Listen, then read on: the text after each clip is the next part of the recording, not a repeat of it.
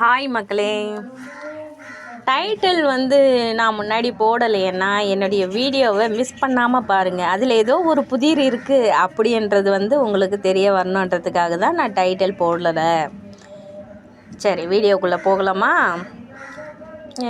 இப்போ ஒரு கிட்டத்தட்ட எனக்கு ஒரு 10 லட்ச ரூபா கடன் இருக்குங்க. அது எப்படி கடனாளியான அப்படின்றது வட்டிக்கு மேலே வட்டி அப்படின்றதுனால கடனாளி ஆகிட்டேன். எப்படியோ ரோலிங் பண்ணுறேன். மாதம் எப்படின்னாச்சும் ரோலிங் பண்ணி கொஞ்சம் கொஞ்சமாக கடனை கொடுத்துடணும், நம்ம கொடுத்து அதை முன்னேறணும் அப்படின்ற அந்த வெறித்தனத்தினால தான் நான் உங்களுக்கு ஆர்வமாக நான் ஒவ்வொரு நாளும் ஒவ்வொரு ஷார்ட்லேயும் சரி வீடியோலேயும் சரி நான் உங்களை ஒரு தெளிவுபடுத்துவேன். நம்ம இப்படி இருக்கிறப்ப நம்மளால் ஒரு 10 பேருக்கு நம்ம உதவி பண்ண முடியலனாலும் நம்ம இந்த மாதிரி சொல்லினாச்சும் அவங்களுக்கு ஊக்கப்படுத்துவோம் அப்படின்றதுக்காக தான் நான் உங்களுக்கு அந்த மாதிரி போடுறது. கண்டிப்பாக என்னுடைய வீடியோவை நீங்கள் கண்டிப்பாக பார்க்கணும், பார்த்து அதனுடைய பலனை நீங்கள் பெறணும். கண்டிப்பாக உங்களுக்குள்ளே ஒரு திறமையை வளர்த்துக்கோங்க. இந்த 10 லட்ச ரூபாயை நான் கடனை கொடுத்து முடிச்சுட்டு உங்களுக்கு நான் ஒரு தெளிவான வீடியோவை நான் போட்டு நான் உங்களுக்கு காட்டணும், ஒரு நல்ல முன்னேற்றத்துக்கு நான் வரணும் அப்படின்றதுக்காக எனக்குள்ளே ஒரு ஆர்வம் தூண்டுதல் எனக்குள்ளே இருக்குது. அவ்வளோ ஆதங்கம். சொந்தங்க சுற்றி இருந்தால் கூட நம்மளை பற்றி கீழ்த்தனமாக பேசுகிறதுக்கு தான் சொந்தங்கள்லாம் இருக்காங்க, நம்மளுக்கு தெரிஞ்சவங்க இருக்காங்க, ஃப்ரெண்ட்ஸுங்க இருக்காங்க. அந்த மாதிரியெல்லாம் இருக்கிற ஆளுங்க எதிரே நம்ம தூரமாகவே வாழ்ந்து காட்டிடலாங்க. நான் என்னை பொறுத்த வரையிலும் நான் ரொம்ப கஷ்டப்பட்டிருக்கேன். இந்த ஷார்ட்டை நாங்கள் இப்போ சின்ன வயசில் எங்கள் ஊரில் இருந்திருந்தோம்.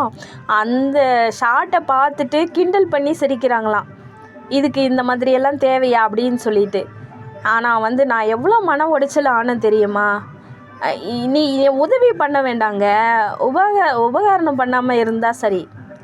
என்ன சொல்கிறதுங்க, யாருமே சரி உதவி பண்ண வேண்டாம். ஐயோ, நம்ம அவங்க அவங்க இன்றைக்கி நல்லா இருக்கணும் அப்படின்றதுக்காக ஒரு வார்த்தை சொல்லணும். கிண்டல் பண்ணி சிரிக்கிறது அதெல்லாம் எவ்வளோ பெரிய கீழ்த்தனங்க.